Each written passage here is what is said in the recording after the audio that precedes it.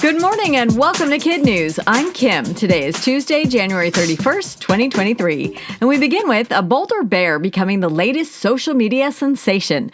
A black bear wandering around the Colorado woods tripped the motion detectors of a camera used to capture wildlife activity and ended up snapping 400 selfies. The city's Open Space and Mountain Parks Department shared some of the animal's pics online, and Selfie Bear has since gone viral. In some, it almost seems as if the coy creature is striking a pose. The cameras were set up as a way to learn about how local wildlife species use the city's public landscapes.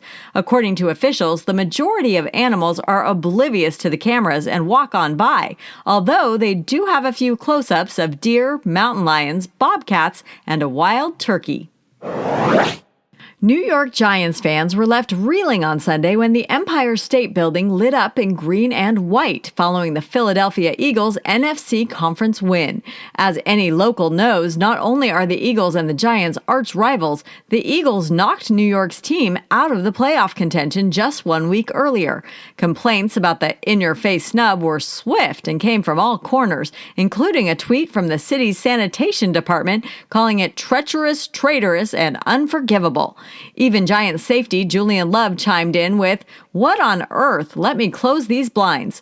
The pain, however, was short-lived. After the Chiefs beat the Bengals a few hours later, the building's colors changed to red. As for the Giants' reaction, a team representative tweeted, "I'm just here for the comments." Stanley Chappell can solve a Rubik's Cube in about 17 seconds, and he does it blindfolded. The 21-year-old University of Michigan college student, who's also a skilled violinist, solved his first 3x3 cube at age 14 and soon nabbed his first competition win with a time of 22 seconds. As he's refined his skills over the years, he credits his lightning speed capabilities to his musical training, citing the repetition and attention to detail required in playing the violin. The now two-time world champion speed cuber has learned thousands of algorithms to solve the cube and is known for his fine motor control. But as he prepares to defend his titles in Seoul, South Korea later this year, he knows there isn't much of a future in speed cubing, admitting it's not going to pay the bills when I'm older. A prescription from the nation's top doctor. Young teens should steer clear of social media. During a recent interview on CNN, U.S. Surgeon General Vivek Murthy said that 13 is too young to join platforms like Instagram, Snapchat, Twitter, and Facebook because social media often does them a disservice.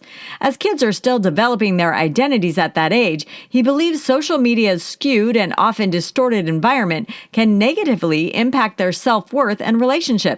He'd like to see parents come together and limit access until their kids are at least 16, 17, or even 18 years old, because he says it's unrealistic to put the responsibility on youngsters when they're up against the world's greatest product designers. Americans are making their way down south. According to the U.S. Census Bureau, the country's population center, the geographical point that represents the average location of all U.S. citizens, is on the move.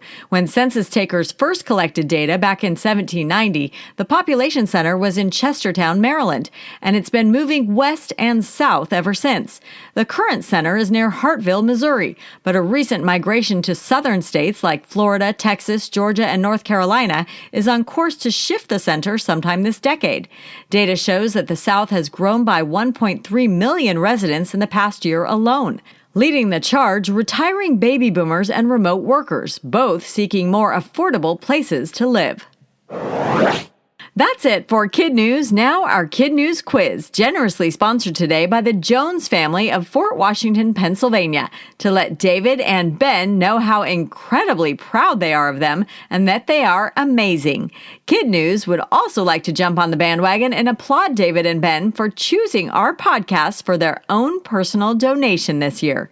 Now to the quiz. What's the nickname of the bear that appeared in more than 400 wildlife photos? Selfie Bear. What famous New York building lit up on Sunday to honor the teams heading to the Super Bowl? The Empire State Building. How old was the University of Michigan speed cuber when he first solved a Rubik's Cube? 14. According to census data, in what direction is the U.S. population center moving? Southward. And in our Kid News kicker, it's the end of the line for the original jumbo jet. Tomorrow, Boeing will deliver the last commercial 747 to roll off its assembly line to Atlas Air, where it will carry out its duties as a freighter plane transporting cargo. That's a far cry from the jet's heyday. When the majestic 747 first debuted as a Pan Am passenger jet in 1970, it was the world's largest passenger aircraft. The four-engine wide-body jet transformed air travel by making flying more affordable for the middle class. In recent years, four-engine planes have largely given way to twin engines, which are considered to be more fuel efficient. Thanks again to the Jones family of Fort Washington, Pennsylvania for sponsoring today's quiz. Shout-outs to David, an 8th grader at Sandy Run Middle School, and to Ben, who's in the 4th grade at Fort Washington Elementary School. And a Kid News hello to all their teachers and classmates. Shout-outs are also in order for our other Kid News teachers, starting with Mrs. Couch and her Lions at Washington Irving School in Durant, Oklahoma. Mrs. Doherty and Mr. Pegger and their Commodores at Perry Traditional Academy in Pittsburgh, Pennsylvania. Mrs. Hochbaum and her Dolphins at Lake Street Elementary School in Crown Point, Indiana. Homeschooling mom Mrs. Williams in Ann Arbor, Michigan. And Mrs. McCreesh and Ms. McGinty and their Eagles at Forbes in Torrington, Connecticut. Thanks for listening, everyone. We hope you tune in for more Kid News tomorrow morning.